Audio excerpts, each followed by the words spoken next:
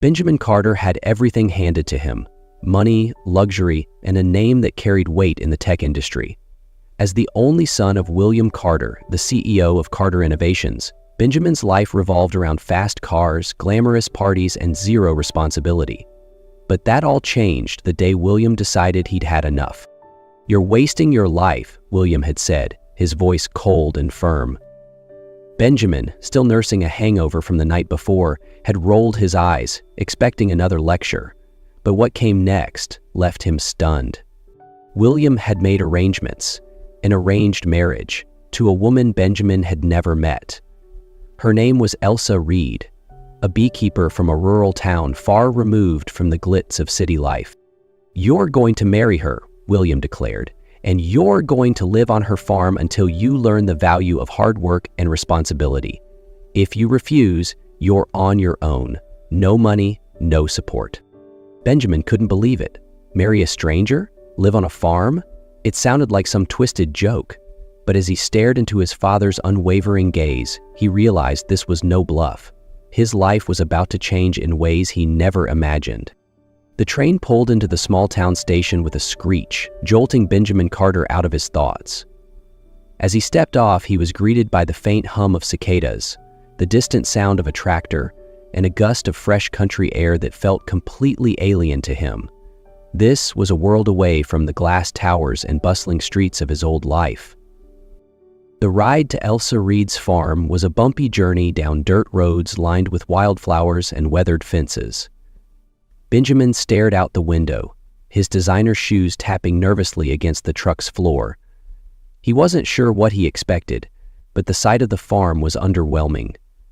A modest house with peeling white paint, a barn that had seen better days, and rows of beehives dotting the property.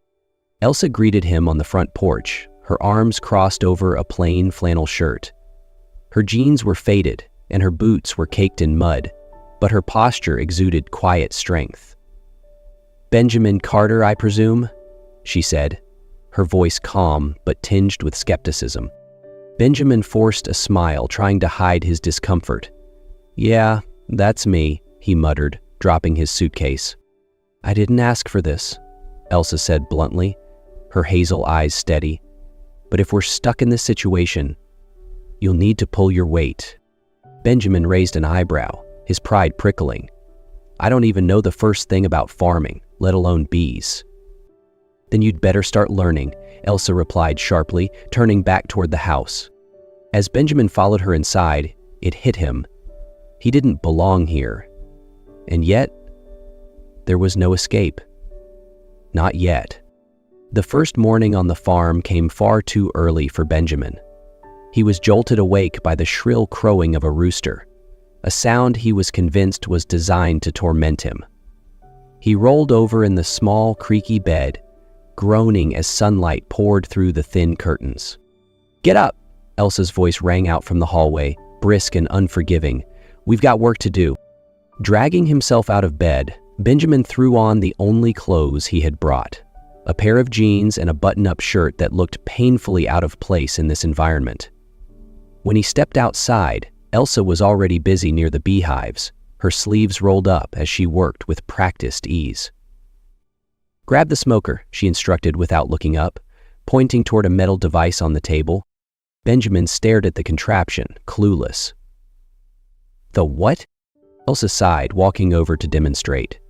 "It calms the bees. You'll need it before opening a hive. Unless, of course, you want to get stung." It didn't take long for Benjamin to realize that farm work was nothing like the gym sessions he used to boast about in the city.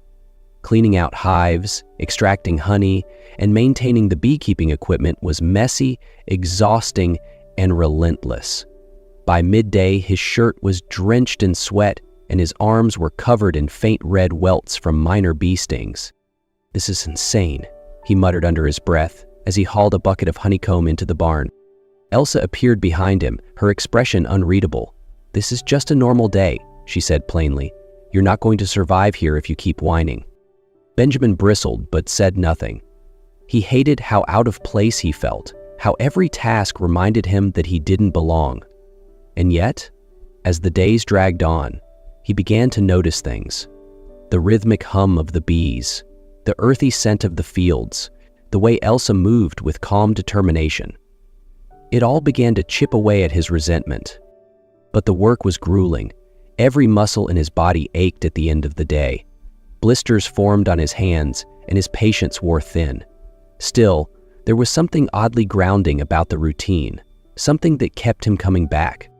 "Not bad," Elsa said one evening, glancing at a freshly cleaned hive. It was the closest thing to a compliment she had offered him. For Benjamin, it wasn't much, but it was a start. Weeks passed, and the rhythm of farm life began to settle into Benjamin's bones. The early mornings that once felt torturous were now met with quiet determination. He still ached at the end of each day, his hands rougher and his once pristine clothes perpetually stained. But something about the simplicity of the routine felt grounding, even satisfying. It was during one of these quiet mornings that Benjamin first noticed her, not just as Elsa, the woman who had barked orders at him since he arrived, but as someone with a quiet strength and grace that he couldn't ignore. In that moment, he felt something shift, an unfamiliar warmth he hadn't experienced before. She was working by the beehives, her movements fluid and deliberate. The morning light caught strands of her hair that had slipped loose from her ponytail, framing her face in a way Benjamin hadn't noticed before. There was a calmness to her that contrasted sharply with the chaos of the farm. She seemed to belong here, in this world of buzzing bees and open fields, in a way Benjamin never had anywhere else. As she wiped her brow and glanced up, their eyes met briefly. She gave a small, fleeting smile, a rare softness breaking through her usual stoicism, and then returned to her work. For reasons he couldn't explain, Benjamin found himself smiling too. Later that day, as they worked side by side repairing a section of fence, Benjamin found himself asking questions, not about the farm or the bees, but about her. "How did you get into beekeeping?" he asked, trying to sound casual. Elsa paused, her hands tightening the wire as she spoke.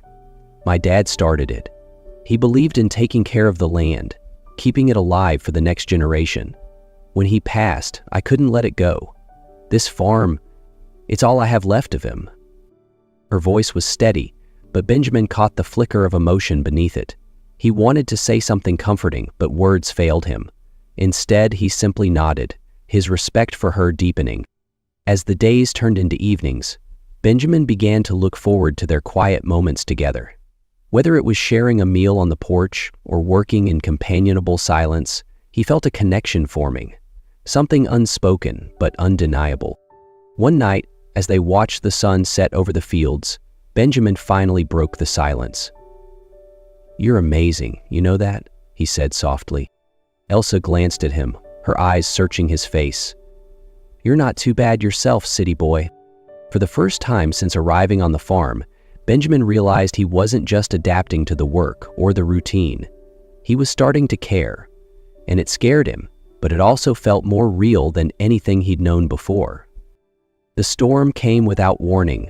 The morning had been gray and overcast, but by midday the wind picked up, whipping through the fields with a ferocity that Benjamin had never experienced. "Get the hives covered!" Elsa's voice cut through the roar of the wind as she sprinted toward the beekeeping area. "If the rain soaks them, we could lose the colonies." Benjamin followed her, his feet slipping in the mud as rain began to pour. The air was thick with the smell of wet earth and the distant rumble of thunder. Elsa was already working to cover the hives with tarps, her movements quick and efficient despite the worsening weather. "Here," she shouted, tossing him a rope.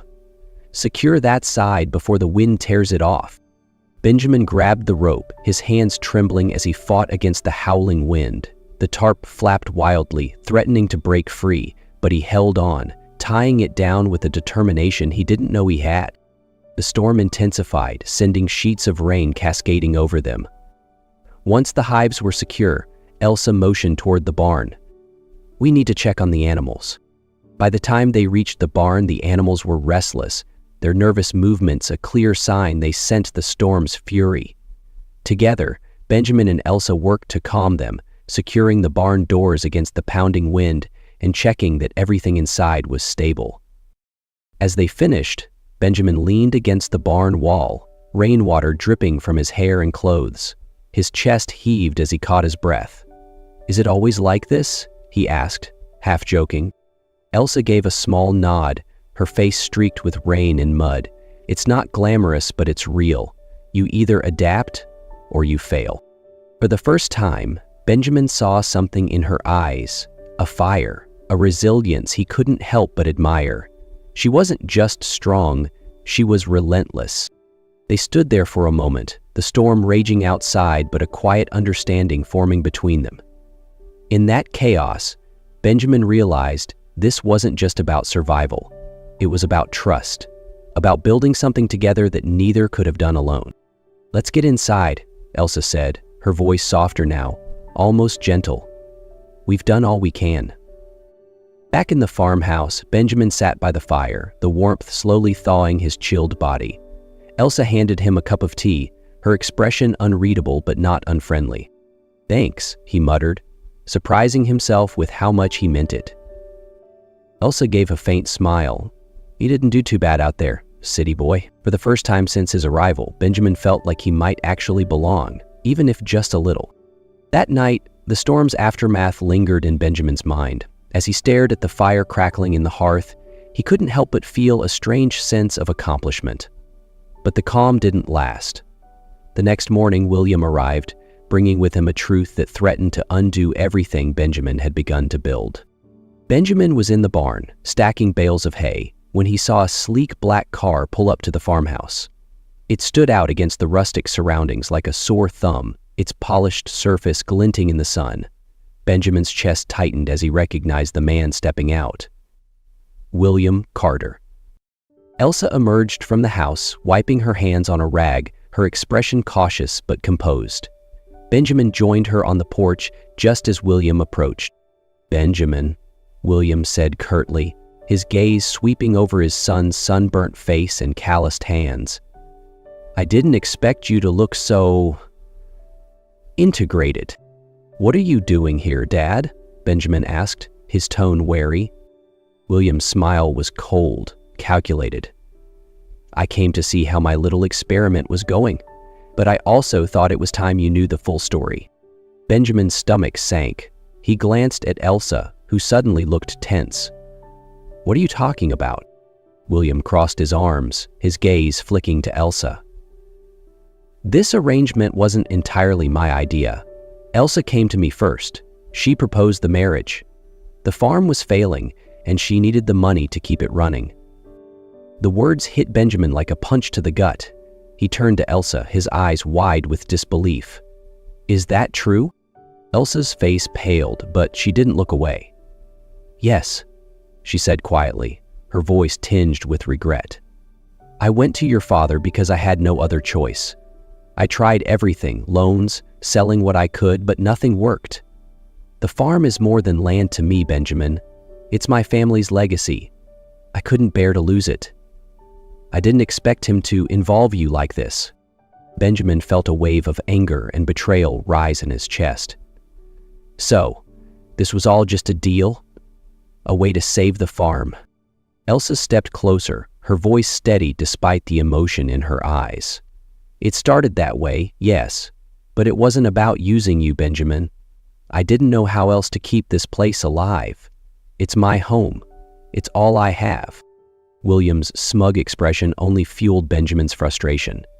"See," William said, his tone sharp and cutting, "this wasn't about romance or destiny. It was a business deal, plain and simple. Survival for her and a lesson for you." "You should have told me," Benjamin said, his voice shaking with hurt. "All this time I thought my father was pulling the strings, but it was you too. Do you know how much that hurts?" "I know," she admitted, her voice cracking slightly. "But I was afraid you'd leave and everything would fall apart." The weight of her words and the truth behind them settled over Benjamin. He looked at his father, whose cold indifference was a stark contrast to Elsa's vulnerability. "This isn't your victory, Dad," Benjamin said firmly. "You manipulated both of us, but you underestimated something." William raised an eyebrow. "And what's that?" Benjamin's gaze softened as it shifted back to Elsa. "I'm not leaving." That evening, The farmhouse was quieter than usual. Benjamin sat at the kitchen table, staring at the phone in front of him. His father's words echoed in his mind, a relentless reminder of the life he could return to, a life of wealth, power, and status. All he had to do was leave the farm and Elsa behind. The thought made his chest tighten. Elsa walked into the kitchen, her expression guarded. She hesitated for a moment before speaking. "What are you going to do?" Benjamin looked up at her, the weight of the decision visible in his eyes. "I don't know," he admitted. "This is everything I thought I wanted. A way out. A chance to go back to my old life." Elsa crossed her arms, leaning against the counter. "Then take it," she said, her voice steady but tinged with sadness. "If that's what you want, I won't stop you." Benjamin shook his head, his frustration bubbling to the surface. "That's just it. I don't know if I want it anymore. Everything in New York, all of it, it doesn't feel the same now. Not after this place. Not after you." Elsa blinked, caught off guard by his honesty. She opened her mouth to speak but closed it again, unsure of what to say. Benjamin stood, running a hand through his hair. "I came here thinking this was a punishment, a way for my father to control me, but now, I don't know. Maybe this place isn't just about survival. Maybe it's about finding something real." He stepped closer to Elsa, his voice softening. "You've shown me that, Elsa. This farm, the work, it's all real. It's messy and hard and nothing like the life I knew, but it's meaningful. And I don't want to lose that." Elsa looked up at him, her eyes searching his face. "So, what are you saying?" Benjamin took a deep breath, his voice steady and resolute. "I'm saying I'm staying, not because I have to, but because I choose to. I don't want to go back to New York, and I don't want to leave you, Elsa. You mean more to me than all of that combined." For a moment, Elsa didn't move. Then, a small, tentative smile broke across her face. "You're sure about this?" "I've never been more sure of anything," Benjamin replied. As the tension between them eased, Benjamin felt a sense of clarity he hadn't experienced in years. The farm wasn't just a place anymore. It was home. The days that followed felt lighter, as if a heavy weight had been lifted. Benjamin and Elsa worked side by side, tending to the farm with a sense of shared purpose. There was still the occasional challenge, a broken fence, a stubborn hive. But something had shifted. They weren't just surviving, they were building.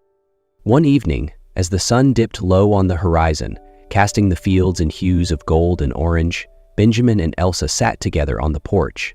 The air was warm, filled with the gentle hum of bees returning to their hives for the night. Benjamin leaned back against the railing, watching Elsa as she gazed out over the land. "You know," he said, his voice thoughtful, "this is more than I ever thought I'd have. More than I ever thought I'd want."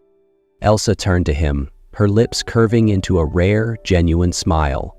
"Me too," she admitted softly. They fell into a comfortable silence, the kind that spoke of understanding and peace. The farm, once a symbol of obligation and hardship, had become a place of growth, connection, and hope. Benjamin reached for Elsa's hand, their fingers intertwining. "We've got a lot of work ahead," he said with a hint of a smile. Elsa nodded, squeezing his hand lightly. "Good thing we make a decent team." As the stars began to dot the night sky, Benjamin felt a sense of contentment he'd never known. He wasn't chasing wealth or status anymore. What he had now, a partner, a purpose, and a home, was far more valuable. Together, they were ready for whatever challenges lay ahead.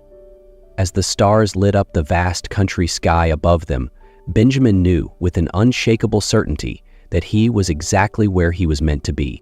Thank you for listening to Benjamin and Elsa's journey, a story of unexpected challenges, personal growth, and finding purpose in the unlikeliest of places. Now it's your turn. What part of their story resonated with you the most? Have you ever faced a moment where you had to choose between comfort and what truly matters? We'd love to hear your thoughts. Share your reflections in the comments below, and let's inspire each other with our own journeys.